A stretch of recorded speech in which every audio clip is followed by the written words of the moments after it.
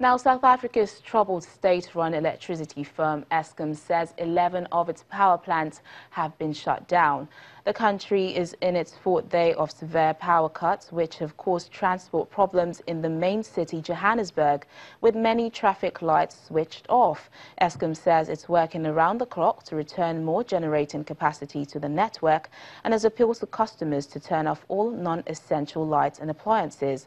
Reports say the power cuts, South Africa's aging network, has suffered from years of underinvestment and mismanagement. Last month, the government announced a $5 billion bailout of Eskom, as well as plans to break up the company.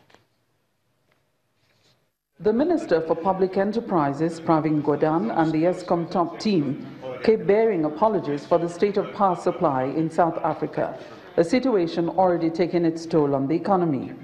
As a result of the load shedding that is going on in the country in the current period.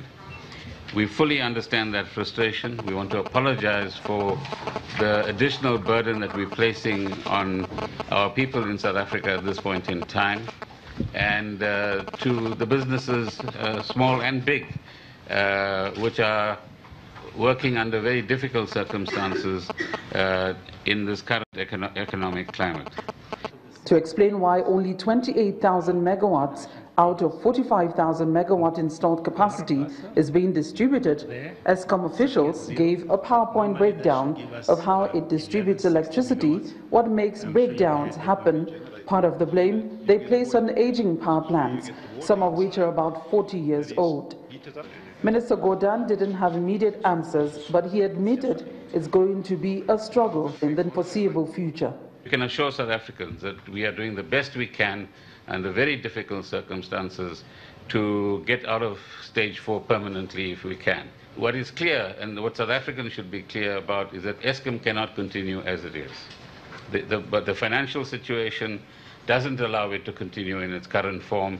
When you carry a debt of 419 billion rands, something has to give somewhere along the line.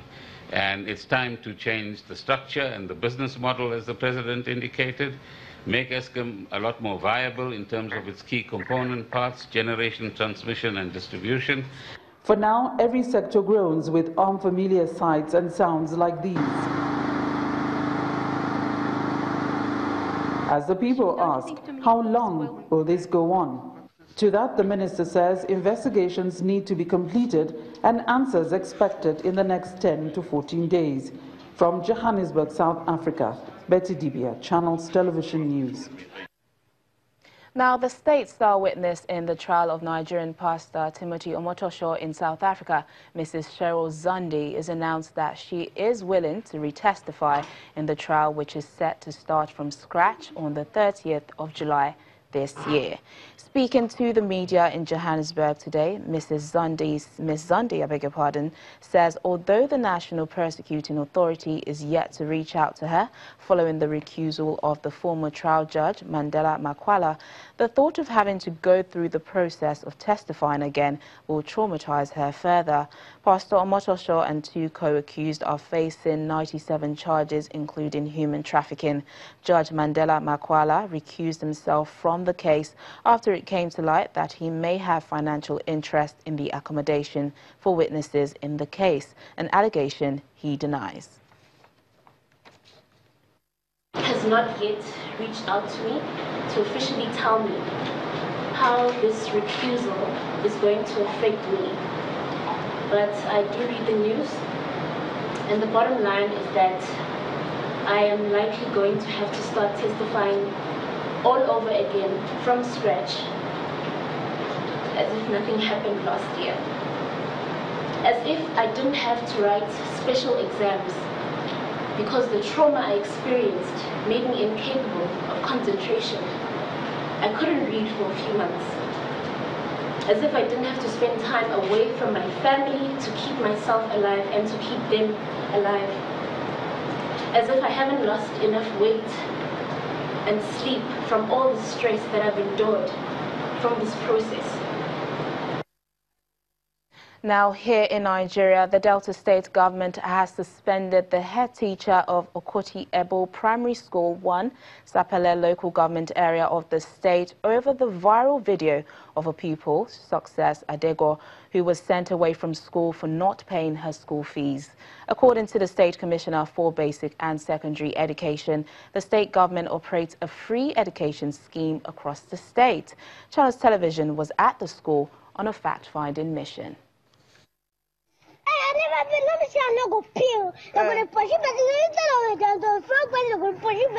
The video of this little girl has gone viral for weeks and has attracted comments of empathy. 7-year-old Success is very aware of the gains of education and is ready to pay any sacrifice for same. In the video, Success speaks in colloquial English, wonders why she should be sent home from school for her parents' inability to pay some fees she claims the school demanded. This is Success's school in Sapele. The State Ministry of Education is aware of the video and is here to investigate the allegations. The head teacher appears not to have a good explanation on why little Success and others were sent home for failure to pay a fee of 800 naira. We want to do exams. I said we want to do exams, and normally we print question papers. I conducted preliminary investigation, so I have some information on it. But in the interim, we're going to have to suspend her as head teacher of this school, pending the outcome of the investigation. Success is back to school after the intervention of well-meaning Nigerians and the state government. We take a tour around the school, and this is the picture. Dilapidated roofs and classroom structure, broken desks and seats, unhealthy environment. Okoti Ebo Primary School consists of 2 schools, and we've awarded the contract, but we're dealing with it in phases. So Okoti Ebo 2, the work has already started. Since the video of little Success went viral, many well-meaning Nigerians have indicated to assist her through all stages of education. With this site, perhaps the move will be faster while the government concentrates on providing a conducive teaching and learning environment for study. V. Oramadike, Channels Television News. You're watching Network Africa on Channels Television. Still ahead. Thousands of people rally in Algeria as protest leaders tell the army to stay away. That's after the break.